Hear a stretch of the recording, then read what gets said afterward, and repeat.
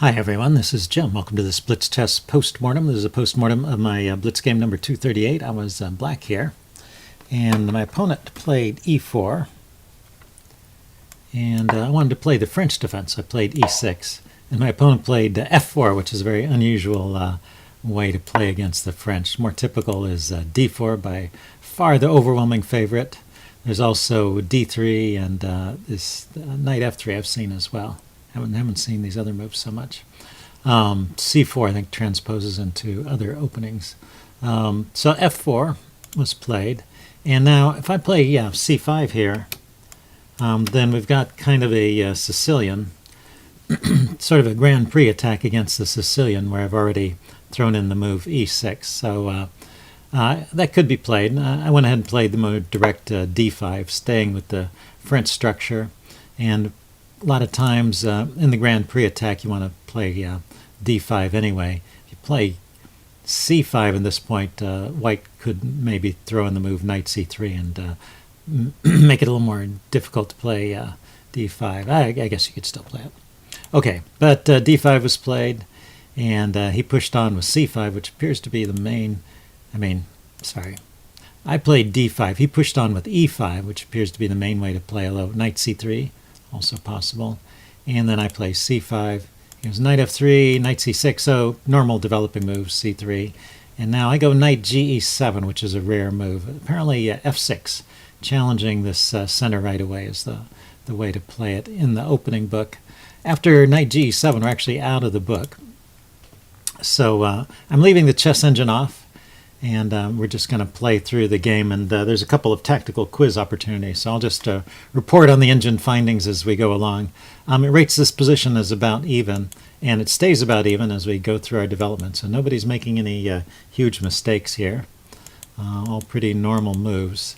And first place where we get to an interesting position here where I make a mistake. Well, let's see. Well, let's back up. This knight b4 adventure, yeah, I guess it worked out okay. I'm just going after the light squared bishop here, which is a nice attacking piece. It views this open diagonal and supports the push f4 to f5. So it's nice to get rid of that piece. You always have to be wary of this pawn push and these kinds of attacks, the Grand Prix attack and others where the f-pawn has been pushed. It wants to keep going. So you always have to keep that in mind in your calculation. Okay, so I took the bishop, and then b5. Instead of playing this b5 adventure, I probably should have played h6. Now I have several opportunities to play h6. I just neglect to play it. But the thing is, it's good to chase this knight away when it has no interesting tactics, and just helps secure the king side. Although the downside is h6 may become a target at some point, but eventually that knight becomes kind of a pest over there. But I was focusing on the queenside plan. I came up with this interesting idea at b4. And the engine thinks black is doing well here, so this was a decent sequence. Right here, yeah, move 18. The engine thought, I was a little eager. I played rook c4. I just wanted to round up that pawn, because I did sack a pawn to get this good bishop position. I just wanted to get my material back. The engine thinks it's better to just go ahead and castle or play h6 and pick up the pawn later. So it's not worried about winning this pawn immediately. And these doubled pawns are weak and can't be defended with other pawns, so they serve as targets, and I don't really need to eliminate them right away. So this rush to get it back is probably not necessary. So f4 is played. I can grab the pawn first because I'm hitting his queen. So the queen has to move, or he blocks with the knight, and then I can take the pawn here. And he grabs back. And now you can see why I should have gotten rid of that knight. Now he's starting to get some pressure here. And the f-file is opened up, which is always what white is aiming for in these types of attacks. So I castle, which brings a rook for defense of the f7 point. And my opponent plays queen f2. And I go ahead and take the knight. I realized at this point, after the queen moves, that this pawn on d4 is hanging, and it's a serious blow, or d5. If knight takes d5 would be a serious problem for me, so I need to do something about it. Bishop takes was a reasonable move, but right here, I figured I would just win a pawn. I completely forgot about this attack over here. Well, I just was under the illusion it was adequately defended, I guess. But he's got 3 attackers and only have 2 defenders, so I'm losing a piece. So this here, up until this point, it's about even, maybe a little better for black in some cases. But after this point, white has the advantage. And he keeps it for quite a while here. So he's got a pretty good attack going. I lost a critical pawn here I need for my defense, and he's got his pieces well placed to jump into the attack here. So I played rook c8, bringing the rook back to defend, which is okay, and he plays e6, a very good move. So his attack was proceeding quite nicely. My queen can't really do anything about this pawn. His knight is defending it, and after some thinking, I decided the best choice I had was to go ahead and take this. And this was a mistake. I don't remember what the best defense was, but I'm in trouble anyway. So, but here's your first tactics quiz. You have 2 ways to take that knight, and which way is strongest? The 2 ways obviously are queen takes and pawn takes. So if you want to take a minute and think about that, why don't you pause the video? Okay, I'm going to give the answer away now. The strongest move here is e takes f7. And that comes with check. It's defended, so my king has to move. And if I go in front of the pawn trying to stop it, this is a big disaster. Knight takes h7 check. The king can't go back. It has to come out to e7. And then white has tremendous attacking ideas with rook to e1 and bishop to g5. And I'm just in big trouble. So that's deadly. The best move after e takes f7 is to go back into the corner. And the reason I wanted to show this variation is because of this cute move. This is not the only attacking move. White has several moves here. But knight takes h7 again is a winning move. And here's the point. If you want to take a minute and think about this, what happens if black takes the knight? That's your tactical quiz for this sequence. Okay, pause the video if you want time to think about it. I'm going to give the answer away. After king takes knight, we have queen to f5. And queen to f5 hits the loose rook over here. This rook is not defended, but it also threatens queen to h5 checkmate. So, for example, if I just move the rook out of the way so it's not loose, then queen here, and it's game over. The pawn on f7 is guarding the escape square, so the king has nowhere to go. So after knight takes h7, I can't even take that knight, and white is going to follow up with queen f7 anyway, and I'm just in big trouble. So that's the best way to play. My opponent played queen takes f7, and now I run to the corner. This is forced, so at least that makes it easy. And then he pushed on with e7. And now this is your test of your defensive skills. What's the best? There's only a single good defensive move that allows black to sort of hold on. White's still better, but black is holding on. So see if you can find the best defensive move for black in this position. Okay, pause the video. I'm going to give the answer away. The answer is queen to f6. You just go over here where your queen is supported by a pawn, and you're opposing white's queen and basically forcing a trade. The queen has no way to escape. If it grabs the pawn over here, you can grab this pawn, and a lot of your troubles are through. So best for black is just to go. Best for white is to go ahead and trade, and then the attack dissipates quite a bit, and white is only slightly better. Okay, so I played the move queen b8. I didn't think of that move, but I did want to increase the support along the back rank so that I don't get back rank mated here, and I'm also preventing the pawn from queening with my bishop. There were all kinds of threats here. For example, if I were to have played this move trying to chase the queen away, then queen here check, and the king has no way to run, so I have to take the queen, and then pawn takes queen. Pawn takes knight, queen, and checkmate is a pretty nice checkmate, because the bishop here, which was chasing the queen away, also interfered with the defense of the back rank. So you have to be careful.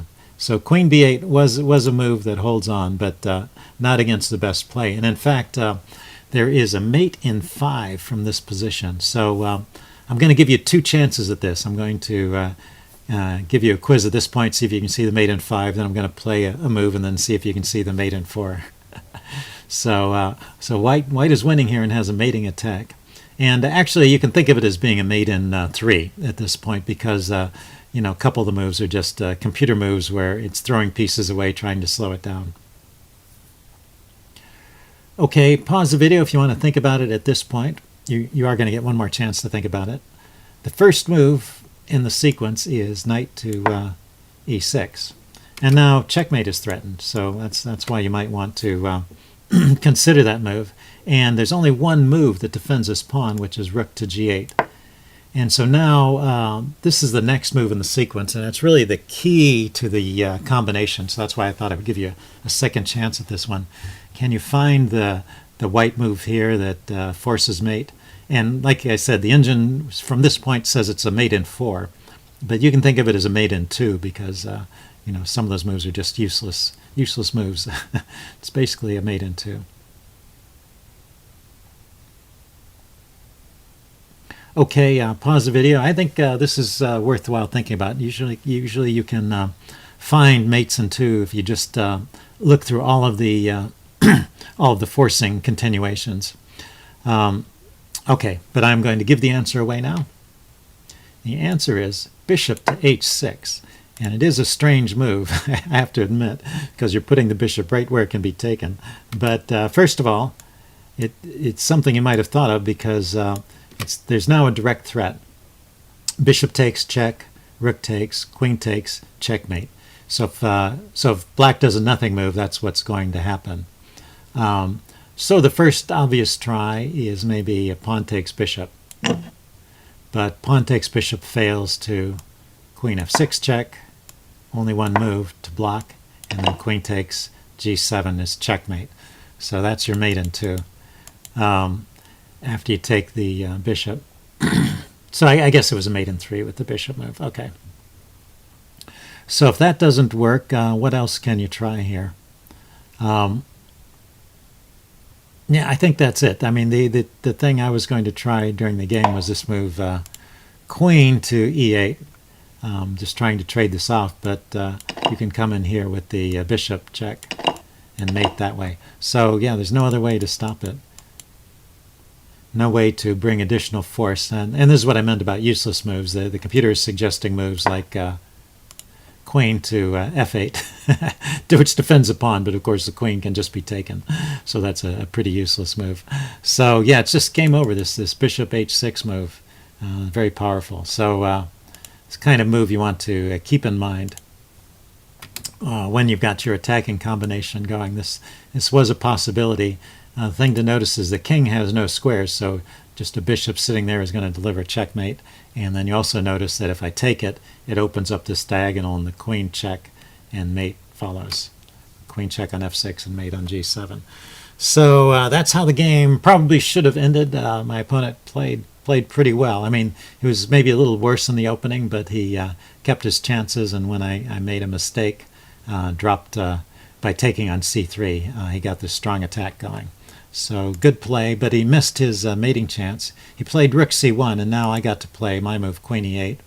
And there's just some trades that go on here, and his attack kind of dissipates, and the game is now more back in the range of even, although I think white is still better here. So he continues with knight c7, attacking my bishop. And one of my problems is I have a really weak back rank, so I can grab this pawn, but I have to be careful. So he can take the bishop right here, and he should. I mentioned this during the game. I can't take his knight because he's got rook here, checkmate, so I've got to come back. So that was, he was still winning at this point, but he missed his chance and played knight takes d5. That was how the game went. And now I have to bring my rook back to defend against the mate. And then he played knight to c7 again, forking these two pieces. But now I can grab the bishop here, since he's eliminated the piece that was in the way. No, I've eliminated the piece that's in the way. Yeah, when he first went to c7, I grabbed the pawn. And he took on d5. I go back. He comes to c7 again, and now I can take the bishop. So he's cleaning out my pieces, but I'm cleaning out his pieces at the same time. And so he should still grab the bishop, because this comes with the threat of rook to the back rank is going to be checkmate. So I have to run back, and then he can move his knight away. And this is you can see the material's even. The chess engine rates it as slightly better for white. So that's how white could have kept a slight edge.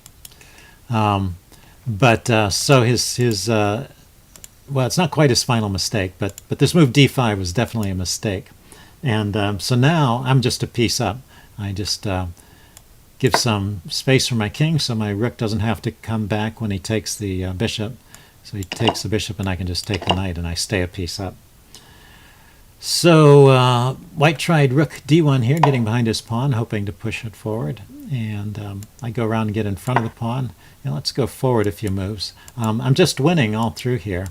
And I don't play too badly, so not a whole lot going on. I've just got an extra piece, and I eliminate the pawns, and then I just want to preserve my pawns and not let them get traded off, because the endgame of a rook and a knight against a rook can be drawn, and is usually drawn. So I need to keep a pawn to try and keep threats alive and keep winning chances. But there's two pawns, and it should be fairly easy to maintain that. And it just takes a lot of back and forth. I'm slowly working my way forward. You have to be kind of patient in these endgames, because he's got all these checks, and you don't want to suddenly lose something to a fork or a check. So you move forward slowly, but I am making progress. I've chased his king away from the pawns. I've brought my king forward. If I can get my king all the way around to here, that would be ideal, because then I could mop up these pawns, and I could hide my king over here and start using my king to help advance the pawns. So that's kind of what I'm aiming for. But we get to a crisis pretty soon here. Oh, and by the way, black to move here. Here's a very simple quiz. My opponent had just played king to d7, and I have a tactic here. Okay, now that I've pointed out, I hope you all noticed that knight to c5 check wins the rook and would also win the game. But I'm winning anyway with this more cautious play. And we get to this position where we trade one pair of pawns, and I'm still winning. He's got a runner, but I can get my rook behind the pawn, and it shouldn't be any problem stopping it. Except I let it go all the way to the 7th rank. And he plays, after h7, it's my move. And now it's my last chance to win the game. What do I play here to win the game? And this is kind of a cute tactic. Okay, I'm going to give the answer away now. The answer is I can just take that pawn. Because if he takes back, then I have this check, and the king has to move, and then I grab the rook, and my pawn is queening. So his king is behind the pawn, so I'm just winning. So a very simple win there. In this position, I give away the win with the move knight to g5. I was thinking, well, I can just catch the pawn because it's stopped by his rook. So I wasn't...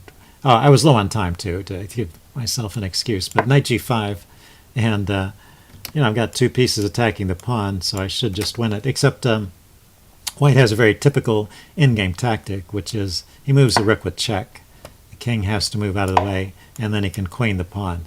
And suddenly I have to fight for the draw. There's nothing better than to take the rook. Now, I'm going to win just because my pawn is advanced enough. I could try... if I wanted to try for a win, I could try moving my king to f4, supporting the knight, and then try and push the pawn forward using the knight as a shield to prevent white from sacrificing his rook and stopping the pawn. But when the king goes to f4, he can start checking. So I move my king forward, thinking if he checks, then I can go to the queening square and then advance the pawn, maybe get into a Philidor-like position, except I don't have a rook here. But anyway, nothing works here. He just played the simple move rook g8, and he's going to win one of these pieces, the knight or the pawn. I try to push the pawn forward. He takes the knight. I get to the second rank, and it's still a draw. Basically, it's been a draw all along. There's been no alternative. He played a number of checks, and then eventually he just sacked his rook for the pawn. And that's how white stops black from winning. But of course, white can't win without his rook. So a draw there. So pretty instructive game, I thought. Hope you guys enjoyed the quizzes. Leave any comments you have in the section below, and I'll see you again soon. Bye.